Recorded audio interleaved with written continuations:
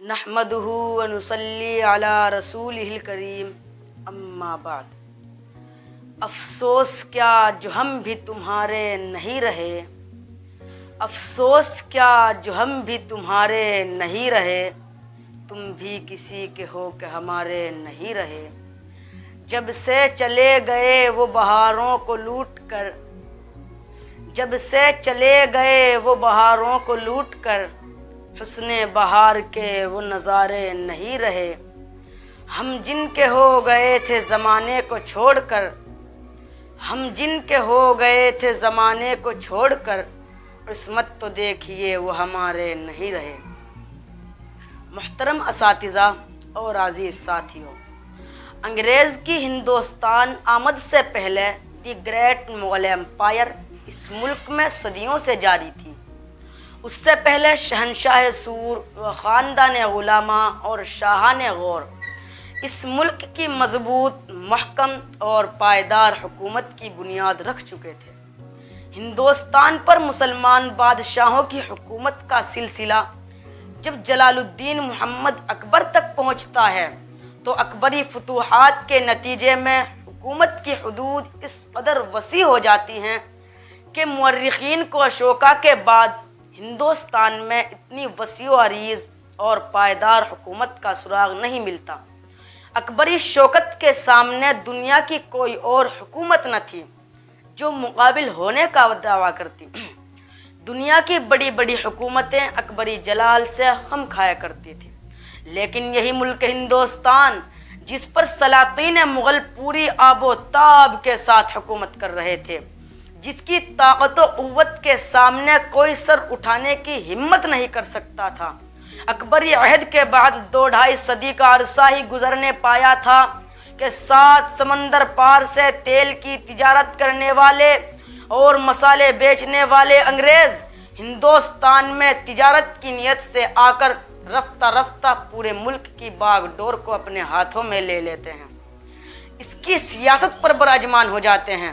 اس کی معیشت پر قبضہ کر لیتے ہیں، اور یہاں کے لوگوں کو جو کل تک پریم کے ساتھ خوشحال زندگی گزار رہے تھے، اپنا غلام بنا کر بدترین زندگی گزارنے پر مجبور کر دیتے ہیں۔ سامعین کرام، میری آج کی تقریر کا موضوع یہی ہے کہ ہم اس پر بات کریں، اس کو جاننے کی کوشش کریں کہ آخر وہ کیا اسباب تھے جن کی بنا پر چند مٹھی بھر تاجر ایک وسیع و عریض حکومت پر 7 سمندر پار سے آ کر قبضہ کر لیتے ہیں اور یہاں کے حاکموں کو اپنا غلام بنا لیتے ہیں۔ جب تاریخ کا ایک طالب علم ان اسباب کا سراغ لگانے کتابوں کی وادی میں نکلتا ہے تو 3 اسباب جلی طور پر سامنے آتے ہیں۔ پہلا سبب مغلیہ سلطنت کا انتشار ہے۔ انگریز تجارت کے مقصد سے ہندوستان میں یوں تو 1498 عیسوی میں آ چکا تھا اور مغربی ہندوستان میں اپنے کئی تجارتی مراکز بھی قائم کر چکا تھا۔ 1612 عیسوی سے لے کر 1687 عیسوی تک بمبئی سے لے کر گجرات تک اس کی تجارتی کمپنیاں وجود میں آ چکی تھیں، لیکن 1707 عیسوی تک جب تک اورنگزیب عالمگیر مغلیہ سلطنت کے تخت پر براجمان رہا اور ملک میں کوئی انتشار اور خود مختاری کے حالات پیدا نہیں ہوئے تھے، تب تک انگریز خاموشی کے ساتھ اپنی تجارت کرتے رہے۔ انہیں مغلیہ حکومت کی مضبوطی کی وجہ سے کھل کھیلنے کی جرت نہ ہو سکی۔ ایک آدھ بار جب مغل سلاطین کو بھنک بھی پڑی کہ انگریز تجارت کے ساتھ ساتھ فوجی قلعے بھی تعمیر کر رہے ہیں تو پوری حکومت کے گورنروں کو حکم جاری کر دیا گیا اور برطانوی تجارت کو ایسا سبق سکھایا کہ کمپنی کے وکیلوں کو مغل حکمران کے سامنے معافی مانگنے کے لیے گھٹنے ٹیکنے پڑے۔ لیکن حضرات، قدرت کا ایک اٹل قانون ہے، ہر عروج راہ زوال، ہر عروج پر زوال آتا ہے۔ تاریخی عمل بھی اس کی تائید پورے تسلسل کے ساتھ کرتا آیا ہے۔ چنانچہ صدیوں کی آب و تاب اور شان و شوکت کو اورنگزیب کی وفات کے ساتھ ہی گہن لگ جاتا ہے۔ شاعر مشرق نے عالمگیر کو خراج تحسین پیش کیا تو کہا تھا کہ ترکش مارا خدنگ آخری، کہ اورنگزیب ہمارے ترکش کا آخری تیر ثابت ہوا۔ 1707 عیسوی میں اورنگزیب دنیا سے کیا رخصت ہوا تیموری دبدبہ اور اکبری شکوہ بھی ہمیشہ کے لیے رخصت ہو گیا۔ اورنگزیب کے بعد وہ سخت کوشی و جانبازی جو فتح مند سلاطین کا خاصہ ہوتی ہیں عیش و عشرت میں بدل جاتی ہیں۔ وحدت و اتفاق کی وہ قوت جو کسی ملک گیر خاندان کو سلامت رکھتی ہے، وہ شاہزادوں کی رنجشوں میں تحلیل ہو کر رہ گئی۔ کمزوری کے ان تمام عوامل سے فائدہ اٹھا کر پہلے بیرونی طاقت حملہ آور ہوئی، اور 1739 عیسوی میں ایران کا بادشاہ کابل سے لے کر لاہور تک کا علاقہ فتح کر کے لے گیا۔ بیرونی طاقت کے مقابلے میں جب یہ شکست اندرونی طاقتوں نے دیکھی تو سارا دبدبا جاتا رہا۔ بہار سے لے کر کشمیر تک ریاستیں خود مختار ہونے لگیں۔ یہ وہ وقت تھا جب انگریزی کمپنیوں کو کھل کھیلنے کا موقع ملا، اور انہوں نے ہندوستان کی پولیٹکس میں انٹرفیئر شروع کیا۔ ابتدا میں اس کا ایک بڑا پلے گراؤنڈ کرناٹک کا صوبہ بنا، جہاں 1751 عیسوی میں چندا صاحب اور محمد علی کی حکومت پر جنگ چھڑ رہی تھی، جس میں برٹش فوج نے محمد علی کا ساتھ دے کر اسے تخت پر بٹھا دیا۔ محمد علی نے انگریز کی اس مدد کا صلہ اس طور سے دیا کہ کرناٹک میں اپنے قبضے کا ایک بڑا علاقہ ان کو دے دیا اور ہمیشہ کے لیے ان کا حلیف بن گیا۔ اس طرح اس علاقے میں انگریزوں کی پہلی باقاعدہ حکومت قائم ہو گئی،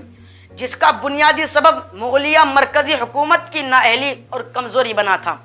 اسی گریٹ گیم کی دوسری قسط حیدرآباد میں دہرائی گئی، جہاں انہوں نے نظام کی حکومت کو بچانے کے لیے فوجی امداد کی اور اس کے عوض میں حیدرآباد کے مقبوضات کو اپنے لیے حاصل کر لیا۔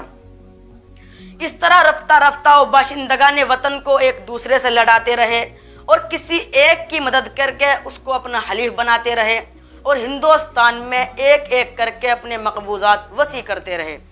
اس کے ساتھ غداری کا سلسلہ بھی شروع ہوتا ہے۔